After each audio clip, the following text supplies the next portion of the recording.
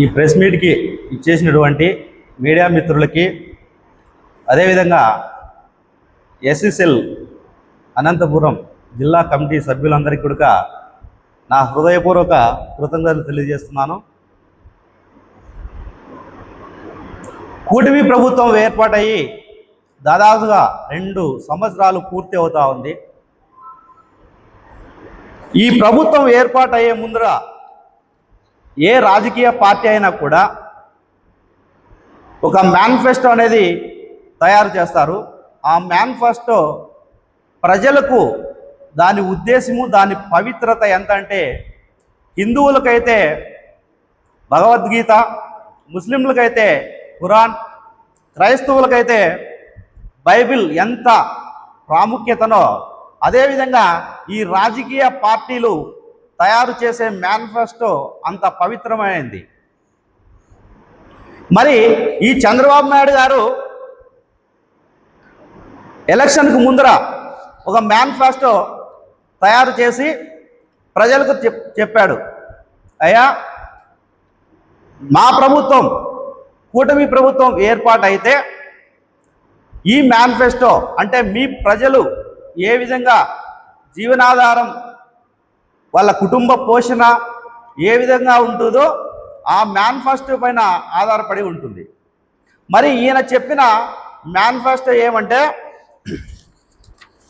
ప్రతి దళిత కుటుంబానికి 50 సంవత్సరాలకే, ప్రతి దళితులు 50 సంవత్సరాలు వయసు గల మగవాళ్ళు కావచ్చు, ఆడవాళ్ళు కావచ్చు, ఎవరికైనా కానీ ఆ ఇంట్లో 50 సంవత్సరాలు అవుతానంటే వాళ్ళకు ఖచ్చితంగా పెన్షన్ ఇస్తాను అని చెప్పాడు. మరి చంద్రబాబు నాయుడు గారు ముఖ్యమంత్రి అయిన తర్వాత 2 సంవత్సరాలు పూర్తి అవుతా ఉంది. మరి దళితులకు ఇచ్చిన ఈ 50 సంవత్సరాలకే పెన్షన్ అనే ఈ పథకం ఎక్కడ పోయింది? ఈరోజు అడుగుతా ఉన్నాం. ఖచ్చితంగా చంద్రబాబు నాయుడు గారు, మీరు ఆ రోజు ఏవైతే మాయ మాటలు చెప్పి దళితులను మోసం చేసి మీకు పథకాలు ఇస్తామని నమ్మించి ఓట్లు వేయించుకొని 2 సంవత్సరాలు పూర్తి అవుతానే కూడా ఇప్పటికీ 50 సంవత్సరాల పెన్షన్ ఎందుకు ఇవ్వలేదు?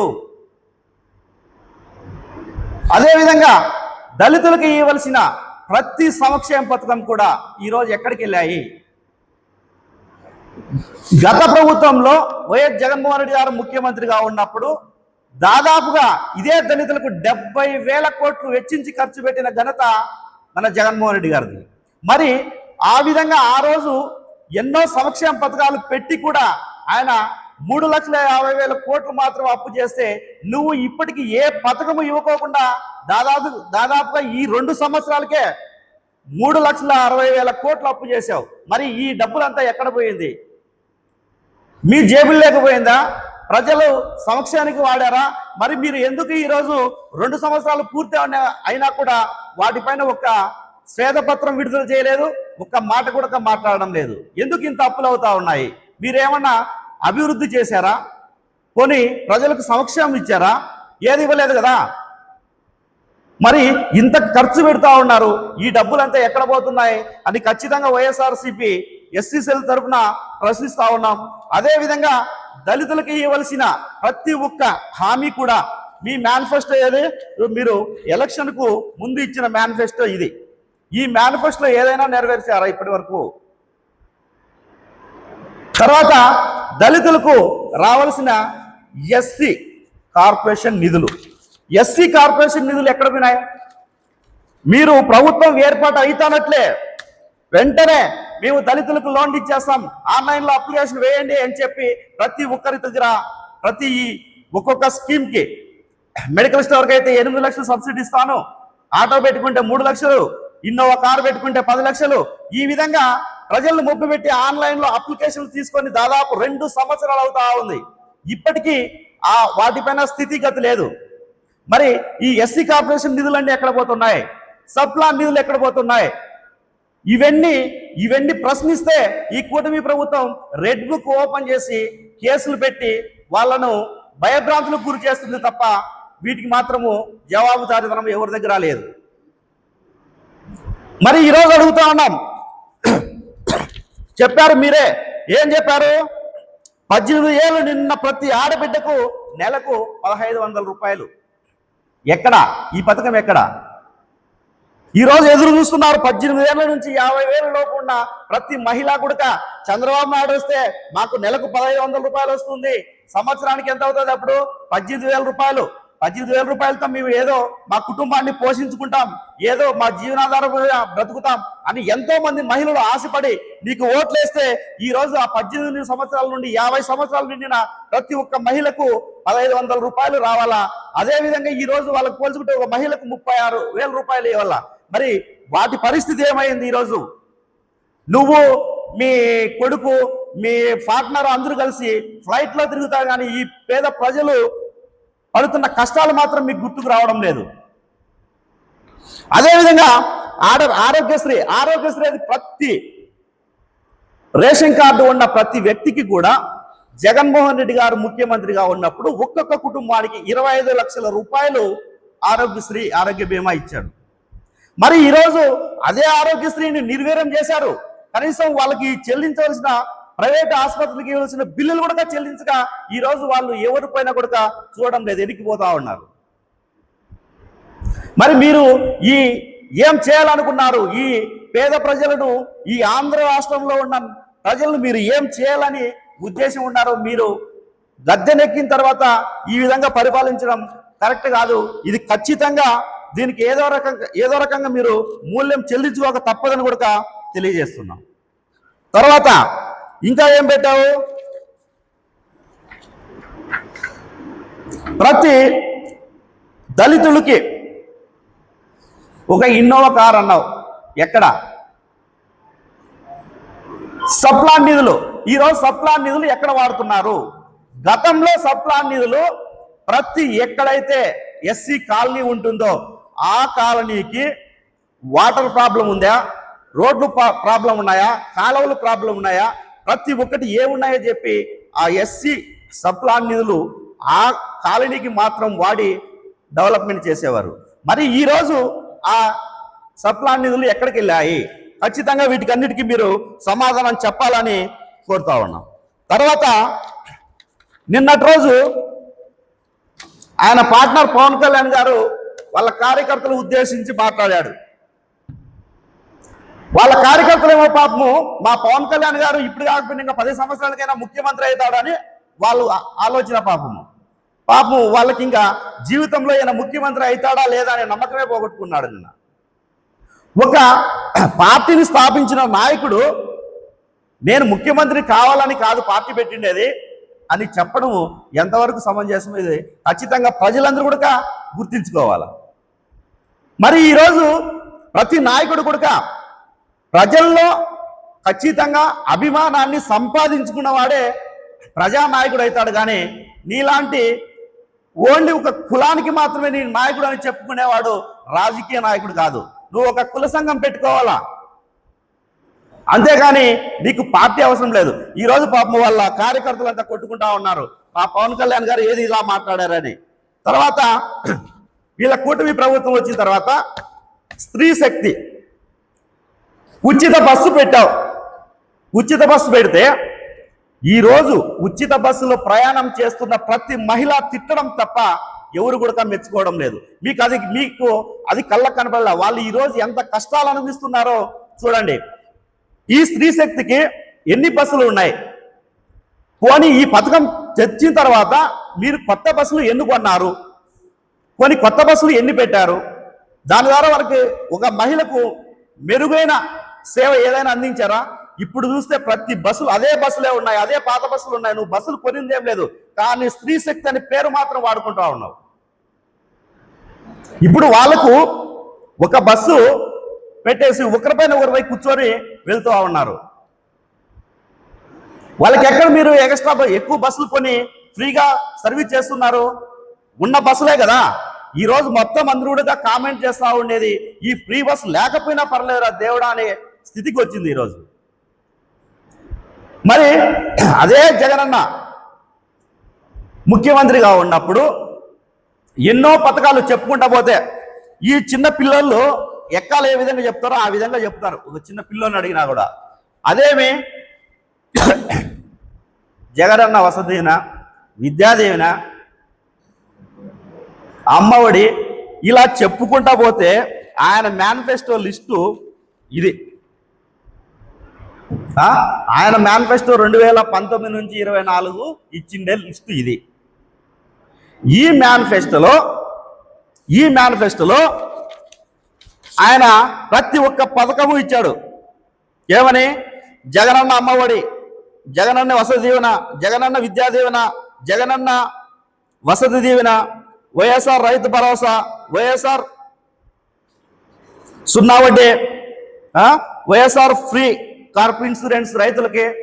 మరి ఈ విధంగా ఇవన్నీ చెప్పుకుంటా పోతే ఈ పథకాలు ప్రతి ఒక్కరిని కూడా అడగండి, ఈ పేరుల్లో ఏదైనా మీకు రాలేదా అని. ప్రతి సంవత్సరం కూడా ఈ పథకాలు అన్ని కూడా ప్రతి ఇంటికి అందినాయి. వీటిలో కనీసం మీ కూటమి ప్రభుత్వము వీటిలో కనీసం 10% ప్రజలకు అందిస్తున్నారా ఈరోజు? ఎక్కువద్దు, ఈ పథకాల్లో 10% ప్రజలకు అందిస్తున్నారా? మరి ఎందుకు మీరు గొప్పలు చెప్పుకుంటా ఉన్నారు ఈరోజు? మేము అది చేశాం, ఇది చేశామని చెప్పి. దళితులకు ఇవ్వాల్సినట్టు ఇంతవరకు ఇవ్వలేదు. మీరు కూడా మేము అన్ని చేశాం, ఇవి చేశామని చంద్రబాబు నాయుడు గారు, తర్వాత ఆయన కొడుకు, తర్వాత ఆయన పార్ట్నర్ పవన్ కళ్యాణ్ గారు కూడా మాట్లాడుతూ ఉన్నారు.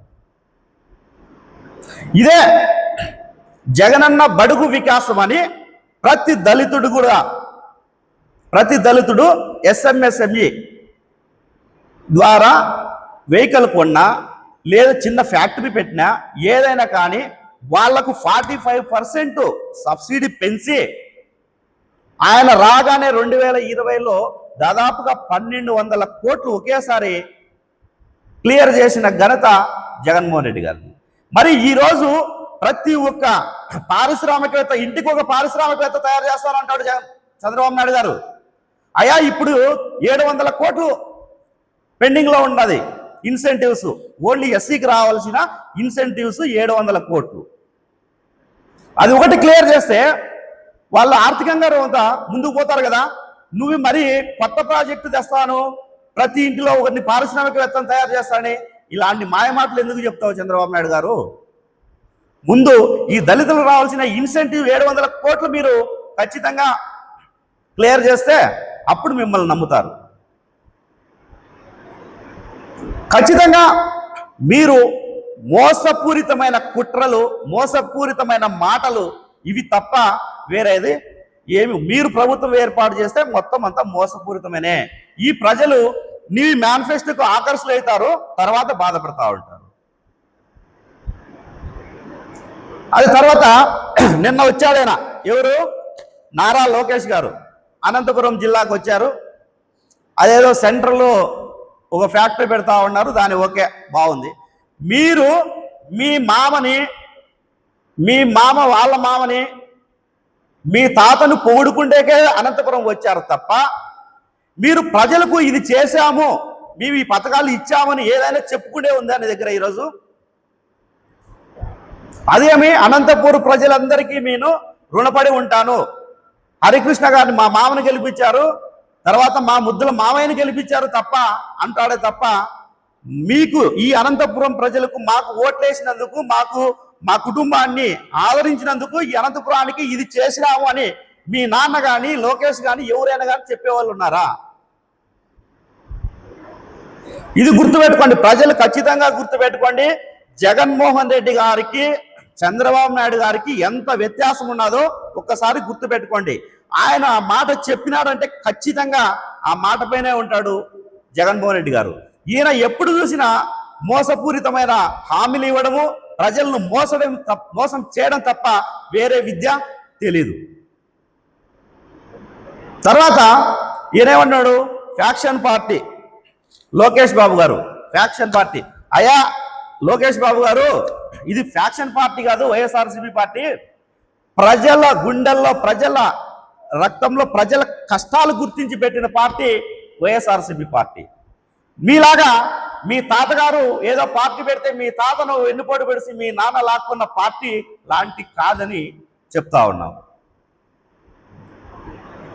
తర్వాత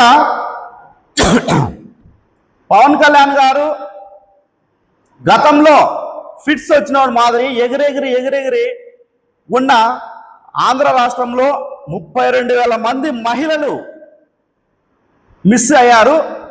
వాళ్ళు ఏంటి అని ప్రశ్నించాడు. మరి 2 సంవత్సరాలు పూర్తి అవుతా ఉంది పవన్ కళ్యాణ్ గారు, మరి ఆ మహిళను తీసుకొచ్చారా లేదా, ఏంటి పరిస్థితి, వాటిపైన ఎందుకు మాట్లాడలేకున్నారు ఈరోజు?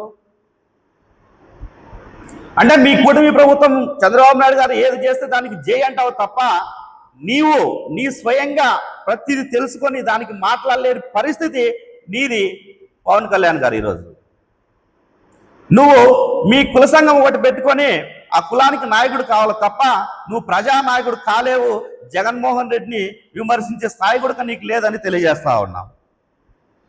తర్వాత ఇలా ఎన్నో మోసపూరిత కుట్ర రాజకీయాలు, కుతంత్రాలు, ఈరోజు దళితుల పైన కేసులు, ఎక్కడ చూసినా దౌర్జన్యాలు, దళితుల భూములు లాక్కోవడం. ఈ హోమ్ మినిస్టర్ ఉన్నారు కదా, ఈమె కూడా ఒక దళిత మహిళ. దళితులకు ఈ విధంగా రాష్ట్రంలో జరుగుతూ ఉంటే ఒక్క మాట మాట్లాడలేని పరిస్థితి హోమ్ మినిస్టర్ది. ఈరోజు ఆంధ్ర రాష్ట్రము, నిన్న ఏదో సర్వేలో చెప్పారు, ఆంధ్ర రాష్ట్రము ఈ నేరాలు కానీ దౌర్జన్యాలు కానీ దీంట్లో 3వ స్థానంలో ఉన్నదని చెప్పారు. అది కూటమి ప్రభుత్వం వచ్చిన. ఇందులో భాగంగా నారా లోకేష్ బాబు గారు అనంతపురం వచ్చారు. ఆయన అవస్థలు పడి ఆయన ప్రోగ్రామ్ చేసుకొని కార్యక్రమం చేసుకొని వెళ్ళాడు. ఆయన ఏదో పంచులు వేస్తాడంట, పంచులు వేయింది ఆయనకు మనసు ఒప్పుకోదంట అని మాట్లాడిపోయాడు. ఇందులో భాగంగా మన అనంతపురం గౌరవనీయులు ఎమ్మెల్యే గారు దగ్గుపాటి వెంకటేశ్వర ప్రసాద్, ఈయనకు అనంతపురం ఉన్న డివిజన్లో 50 డివిజన్లు ప్రస్తుతం ఉన్నాయి, 62 డివిజన్లు అయితే తొందరలో 4 పంచాయతీలు, ఎక్కడెక్కడ ఏమున్నాయని కూడా తెలియదు. ఈయన వచ్చేసే మాటకు వస్తే నేను అభివృద్ధి చేస్తున్నా. ఎస్, ఏం అభివృద్ధి చేశావు? నిన్న ఫ్రైడే రోజు 20 అప్లికేషన్లు వచ్చినాయంట. అవి త్వరగా కంప్లీట్ చేసేసాయంట సమస్యలు. అవి ఏ సమస్యలు, ప్రజలు ఏ సమస్యల పైన వచ్చినారు అవి తెలియదు కదా.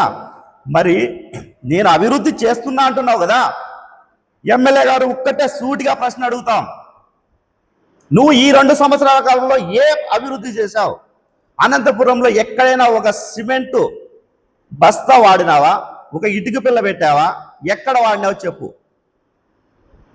మేము చేసిన గత ప్రభుత్వంలో, వైఎస్ఆర్సీపీ ప్రభుత్వంలో గౌరవనీయులు మాజీ ఎమ్మెల్యే శ్రీ అనంత వెంకటరామరెడ్డి గారు చేసిన అభివృద్ధి గురించే ఇప్పటికీ చర్చించుకుంటున్నారు తప్ప ఈ ఎమ్మెల్యే పలానా చేశాడు అనేది ఇప్పటి వరకు లేదు. నువ్వు కూడా నేనేదో మబ్బు పెట్టి అభివృద్ధి చేసా, అభివృద్ధి అనేది ఒక పదము ఇదే అయిపోయింది వీళ్ళకి. ఏమి అభివృద్ధి చేసావు చెప్పండి, ఎక్కడ ఏ ప్రాంతంలో చేసినావు?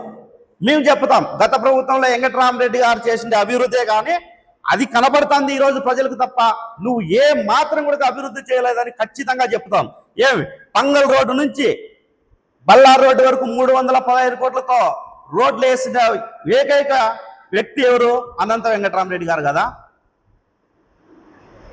దాంట్లో మీరు వచ్చి ఏమన్నా చేశారు? ఇప్పుడు ఆయన ఉన్న టైంలోనే ఆయన కంప్లీట్ చేశాడు.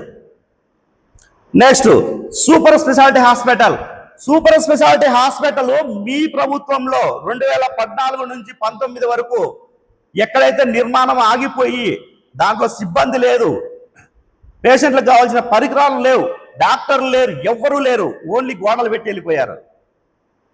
2019లో అనంత వెంకటరామరెడ్డి గారు ఎమ్మెల్యే అయిన తక్షణమే అది నిర్మాణం పూర్తి చేసి అక్కడ కావలసిన స్టాఫ్, డాక్టర్లు తెప్పించి, పరికరాలు తెప్పించి దాని ముందర ఉన్న రోడ్డు ఈరోజు బెంగళూరులో ఏ విధంగా సాయంకాలం ఉంటుందో చెట్లు వాతావరణం ఏ విధంగా ఆ విధంగా తయారు చేసిన గొప్ప నాయకుడు అనంత వెంకటరామరెడ్డి గారు. హౌసింగ్ బోర్డు రోడ్డు విద్యుత్ నగర్ నుండి అరవింద్ నగర్ బ్రిడ్జి వరకు ఎవరు వేశారు రోడ్డు? అనంత వెంకటరామరెడ్డి గారు. మరి దీంట్లో మీరు చెప్పుకునేది ఎక్కడ ఉంది? గుత్తి రోడ్డు ఎవరు వేశారు? అనంత వెంకటరామరెడ్డి గారు. ఎన్టీఆర్ మార్క్ ఎవరు వేశారు? అనంత వెంకటరామరెడ్డి గారు. గవర్నమెంట్ హాస్పిటల్ ఎవరు తెచ్చారు? ఇప్పుడు కడుతున్నారు కదా గవర్నమెంట్ హాస్పిటల్ ముందు ఇంకో హాస్పిటల్, ఆ హాస్పిటల్ ఎవరు తెచ్చారు? అనంత వెంకటరామరెడ్డి గారు. మరి గడప గడపకు మన ప్రభుత్వము అనే పథకంలో వైఎస్ఆర్సీపీ గవర్నమెంట్ ఉన్నప్పుడు అనంత వెంకటరామరెడ్డి గారు ప్రతి ఇంటికి, ప్రతి డోరుకు తిరిగి వాళ్లకు 70 సంవత్సరాలు 60 సంవత్సరాల ముందు వేసిన కరెంట్ పోల్లు మేము స్వయానా చూసాం. ప్రతి పాత ఇంటి కాంపౌండ్లో ఉన్నాయి కరెంట్ పోల్లు, బాత్రూంలో కరెంట్ పోల్లు ఉన్నాయి. అవన్నీ గమనించి అనంతపురం అర్బన్ నియోజకవర్గంలో మొత్తం దాదాపుగా కరెంటు పోల్లు అన్ని మార్చిన ఘనత అనంత వెంకటరామరెడ్డి గారు. కరెంటు పోల్ అంటే ఈయన చాలా ఈజీగా తీసుకోవచ్చు. ఒక కరెంటు పోల్ మార్చాలంటే ఒకరు తిరిగితే తెలుస్తుంది ఏందనేది, కరెంట్ ఆఫీస్కి తిరిగి పోల్ మార్పించుకోవాలంటే. అలాంటి దాదాపు అంటే అనంతపురం అర్బన్లో దాదాపు 3-4 వేల current pole at a time మార్చిన వ్యక్తి అనంత వెంకటరామరెడ్డి గారు. తర్వాత సచివాలయం, ప్రతి ఒక్క సచివాలయానికి జగనన్న ప్రభుత్వంలో 20 లక్షల రూపాయలు స్పెషల్ గ్రాంట్ ఇచ్చింది. వాటిని ప్రతి కాంట్రాక్టర్తో మాట్లాడి నేనున్నా, మీకు నేను భరోసా ఇస్తున్నా, ఖచ్చితంగా బిల్లు చేపిస్తానని చెప్పి ప్రతి ఒక్క సచివాలయం పరిధిలో 20 లక్షల రూపాయలు వర్క్ పనులు పూర్తి చేసిన నాయకుడు కూడా అనంత వెంకటరామరెడ్డి గారు. తర్వాత మీరే చెప్తున్నారు, ఇదే కాకుండా సచివాలయం పరిధిలో ప్రతి డివిజన్లో దాదాపుగా 2 కోట్ల రూపాయలు ఖర్చు పెట్టి డ్రైనేజీలు, సీసీ రోడ్లు వేసిన ఘనత కూడా వెంకటరామరెడ్డి గారు. నువ్వు చెప్పుకుంటున్నావు నీరు ప్రగతి పార్క్ ఉంది కదా, రామ్నగర్ 80 ఫీట్ రోడ్డు, అది నువ్వు కాదు రోడ్డు వేసిండేది. మీరు రాకముందే అనంత వెంకటరామరెడ్డి గారు శాంక్షన్ చేయించేశాడు. బట్ ఎలక్షన్ కోడ్ రావడం వల్ల ఆ వర్క్ ఆగిపోయి దాని తర్వాత వర్క్ స్టార్ట్ అయింది. మీరు కాదు అది వేసిండేది. మీరు గొప్పలు చెప్పుకుంటున్నారు నేను ఈ రోడ్డు వేసాను అని, మీరు కాదు వేసిండేది. అదేగాక రుద్రంపేట రోడ్డు, నారాయణపురం బ్రిడ్జి, ఇట్లా చెప్పుకుంటా పోతే మొత్తం అనంతపురం అర్బన్ నియోజకవర్గం అంతా ఆయన చేసిన అభివృద్ధి ఈరోజు కనపడుతుంది తప్ప ఎమ్మెల్యే గారు మీరు ఎక్కడ అభివృద్ధి చేశారో సూటిగా చెప్పండి. పలాని ఏరియాలో పలాని డివిజన్లో నేను ఈరోజు ఈ రోడ్డు వేశాను, ఈ కాలు వేశాను, ఇంత ఖర్చు పెట్టానని కరెక్ట్గా చెప్పండి. నీవు ఇప్పటి వరకు ఎంతమంది కాంట్రాక్టర్లను సమీక్షించి అయ్యా వర్కులు ఆగిపోయినాయి, ఎక్కడ అభివృద్ధి ఆగిపోయింది, నేను భరోసా ఉన్నాను, నేను బిల్లులు చేపిస్తానని మీరు ఒక్క కాంట్రాక్టర్తో ఇప్పుడు మాట్లాడి ఎక్కడైనా వర్క్ చేయించావా నువ్వు ఇప్పటి వరకు? మరి మీరు గతంలో ఉన్న ఎమ్మెల్యే గారిని తప్పు పట్టడం, ఈరోజు ఆయన చేసిన అభివృద్ధి కనపడతాను తప్ప మీరు ఈరోజు ఎక్కడైనా మీరు చేసిన అభివృద్ధి ఎక్కడైనా ఉందా? సూటిగా మీరే చెప్పండి. ధైర్యంగా మీ ఈ 2 సంవత్సరాల పరిపాలనలో నేను ఈ చేసినానని ఒక పత్రికకు ఇవ్వండి. తర్వాత ఈయన ఇప్పుడు మా అనంతపురంలో కౌన్సిల్ మెంబర్లందరూ కూడా పదవీ కాలము 2 నెలలు పూర్తి అవుతా ఉంది, ఇప్పటికి అయిపోయి. మరి ఈ 2 నెలల కాలంలో ఎవరు మున్సిపల్ ఆఫీస్కి జవాబుదారీతనం? ఎమ్మెల్యే గారు కదా. మరి ఎమ్మెల్యే గారు శానిటేషన్ ప్రతి ఒక్క రోజు కూడా ప్రతి ఒక్క వీధిలో అధ్వానంగా లేస్తానంటే వాసన తట్టుకోలేక వస్తూ ఉన్నారు జనాలు. ప్రతిరోజు కంప్లైంటే, ప్రతిరోజు పేపర్లు ఇవే ఉన్నాయి. మరి ఈ 2 నెలల కాలంలో నువ్వు ఎంత మాత్రము మున్సిపల్ ఆఫీస్ సిబ్బందితో మీటింగ్ పెట్టుకోవడం కానీ, సమీక్షించడం కానీ, శానిటేషన్ పైన నీ అవగాహన ఉంటే నువ్వు ఏమైనా వాళ్ళకి చెప్పావా? శానిటేషన్ ఎందుకు ఇంత అధ్వానంగా తయారైంది ఈరోజు? మరి మీరు ఎమ్మెల్యే గారు కదా, పాలకవర్గం పోతానట్లు మీరు ఎందుకు చర్యలు తీసుకోవడం లేదు? ప్రతి ఇంటికి కూడా వైఎస్ఆర్సీపీ ప్రభుత్వంలో ప్రతి వీధికి కూడా ఒక ఆటో ఇచ్చి ప్రతి సన్న వీధిలో కూడా ఆటోకు పోయి చెత్త సేకరణ జరిగింది. మరి ఈరోజు ఆ చెత్త సేకరణ అంతా చేయకోకుండా అక్కడ వీధుల్లో చెత్త మాదిరి తయారైపోయింది. వీటి అన్నిటిపైన మీకు ఎందుకు అవగాహన లేదు? మీరు ఎందుకు మాట్లాడలేకపోతున్నారు? ఎందుకు ఈ చెత్తను క్లియర్ చేయలేకపోతా ఉన్నారు? ఇప్పటికి ఎన్ని మాటలు చెప్పినావు? దాదాపు 2025 అక్టోబర్ 2వ తారీఖు గాంధీ జయంతి రోజుకి నేను డంప్ యార్డు మార్చిస్తాను అని చెప్పావు. మరి ఇప్పటికి ఎన్ని డేట్లు పోయినాయి? ఎన్ని తేదీలు పోయినాయి? అసెంబ్లీలో పోతానట్లు ఫస్ట్ అసెంబ్లీలో మాట్లాడితే నేను డంప్ యార్డు మారుస్తాము, తర్వాత అండర్ డ్రైనేజ్ తెస్తాను అని చెప్పి. మరి 2 సంవత్సరాల కాలంలో ఎక్కడ అండర్ డ్రైనేజ్ తెచ్చావు? ఎక్కడ డంప్ యార్డ్ మార్చావు? మాట్లాడాలంటే కొద్దిగా దాన్ని ఏమంటారు, ఇంకిత జ్ఞానం ఉండి మాట్లాడాలా ఎమ్మెల్యే గారు. ఈరోజు ఎక్కడ అభివృద్ధి చూసినా ఒక అనంత వెంకట్రామరెడ్డి గారు చేసిన అభివృద్ధి ఇంతవరకు నీకు లిస్టుతో కదా చదివి చెప్పాము.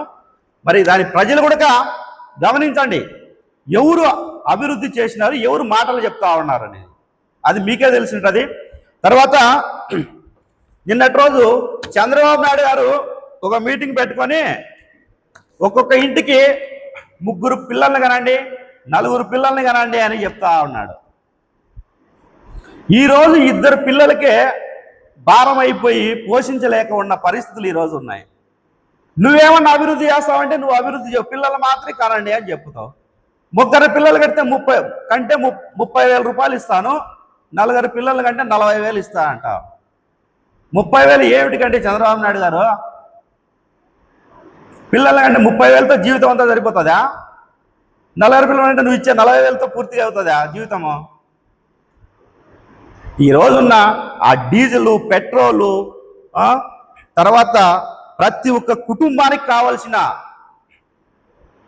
నిత్యావసర సరుకులు ఈ రేట్లన్నీ తగ్గించి కుటుంబాల వృద్ధ ఆర్థికంగా నిలదొక్కుండగా ప్రయత్నం చేయండి. కానీ 3-4 పిల్లల్ని కానండి 30,000 40,000 ఇస్తా కాదు. ఇప్పుడు ఇచ్చిన హామీలను నెరవేర్చలేకుండా ఇంకో 30-40,000 ఎక్కడి నుంచి చేస్తామండి చంద్రబాబు నాయుడు గారు మీరు? ఖచ్చితంగా చెప్తా ఉన్నాం, కూటమి ప్రభుత్వం గుర్తుపెట్టుకోవాలా, దళితులకు ఇచ్చిన మాటలన్నీ ఖచ్చితంగా నెరవేర్చాలా. నెరవేర్చకపోతే మేము తొందరలో బజారుకి వచ్చి నిరసన కార్యక్రమాలు తెలియజేయాల్సింది ఖచ్చితంగా వస్తుంది. వైఎస్ఆర్సీపీ పార్టీ ఎప్పుడు కూడా ప్రజల తరపున ప్రజలకు అన్యాయం జరిగితే ఎక్కడక్కడ ఖచ్చితంగా ఎదుర్కొంటుంది సమస్యలని కూడా తెలియజేసుకుంటున్నాం.